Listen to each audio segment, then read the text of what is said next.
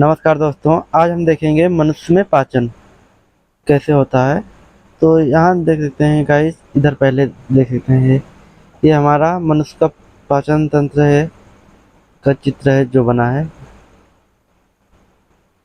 जैसे देख सकते हैं एक मुख गुहा, देख सकते हैं सारी ग्रासनी है, आहार नाल है, जठर, रागम है, अमाशय है। तो गाइस इसको हम पॉइंट वाइज देखते चल रहे हैं।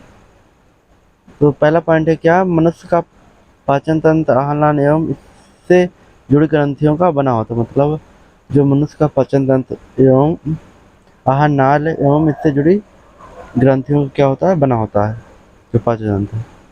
आहार नाल मुख गुहा, ग्रसनी, ग्रास नली, माशय, छोटी आंत, बड़ी आंत की बनी होती है।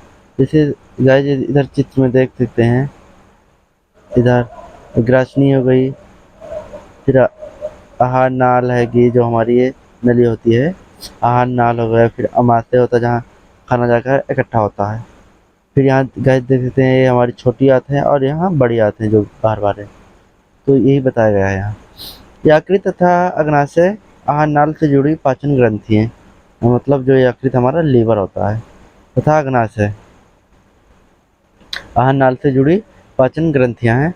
फिर अगला पॉइंट है गाइस, लार में उपस्थित टाइलिन एंजाइम के कारण भोजन की लगभग 30% मंड मल्टोज शर्करा में बदल जाती है। मतलब जो लार में उपस्थित होता है टाइलिन एंजाइम, जो हम खाना चबा कर खाते हैं उसमें कौन सा एंजाइम होता है, टाइलिन। तो कारण भोजन की लगभग 30% मंड मल्टोज शर्करा में बदल जाती है। किसमें बदल जाती है? 30% हमारी मल्टोज शर्करा में बदल जाती है। यही कहीं होगा मल्टोज शर्करा।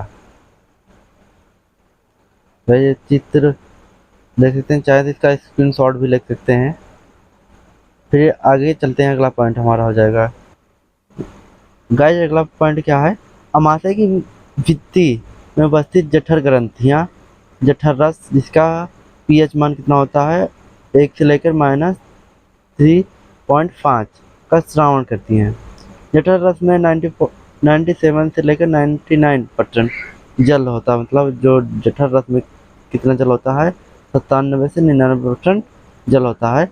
इसके अतिरिक्त श्लेष्म में क्या होता है, 0.2 और से लेकर 0.5% क्या होता है, हाइड्रोक्लोरिक अम्ल।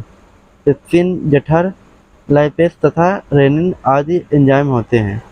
मतलब क्या क्या होते हैं इसके अतिरिक्त, जो हमारा जठर रस में 97 से 99% जल होता है, जो इसके अतिरिक्त जो बच जाता है जैसे श्लेष्मा 0.2 से लेकर 0.5% हाइड्रोलिक अम्ल, पेप्सिन, जठर, लाइपेस तथा रेनिन आदि एंजाइम होते हैं। वयस्क मनुष्य में रेनिन का अभाव होता है। मतलब जितने वयस्क व्यक्ति होंगे, मतलब जवान आदमी, उसमें क्या होगा, रेनिन का अभाव मतलब कमी होगी। फिर आ जाता है अगली पॉइंट, रेनिन। रेनिन क्या है, प्रोरेनिन के रूप में स्रावित होता है। प्रोरेनिन HCl, जैसे हाइड्रोलिक अम्ल भी कहते हैं HCl को, H+ से क्रिया करके सक्रिय रेनिन में बदल जाता है। सक्रिय रेनिन दूध की कैसिन प्रोटीन के अघुलनशील कैल्शियम पैराकेसिनेट में बदल देता है, जिससे दूध दही के रूप में बदल जाता है। जिससे मतलब जो दूध होता है दही के रूप में बदल जाता है। इसमें कौन सी क्रिया होती है, सक्रिय रेनिन दूध की कैसिन प्रोटीन की अघुलनशील कैल्शियम पैराकेसिनेट में बदल देता है। फिर अगला पॉइंट आ जाता है पित्त। क्या होता है, बाइल जूसेस हल्का क्षारीय होता है। जो पित्त होता है हमारा क्या होता है, हल्का क्षारीय होता है तथा इसका पीएच लगभग 7.7 होता है। अब से पित्त रस का कोई पीएच पूछेगा, 7.7 होता है। पित्त में लगभग 92% जल, 6% पित्त लवण और 0.3% पित्त और 0.3% से लेकर 0.9% कोलेस्ट्रॉल और 0.3% लेसिथीन और 0.3 से लेकर 1% तक वसा अम्ल होते हैं। फिर इसके बाद अगला पॉइंट है, देख सकते हैं दोस्तों,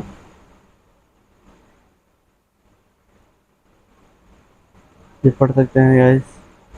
फिर इसके बाद ये भी थोड़ा ये दिया गया है, चाहे इसका आप स्क्रीन शॉट ले सकते हैं।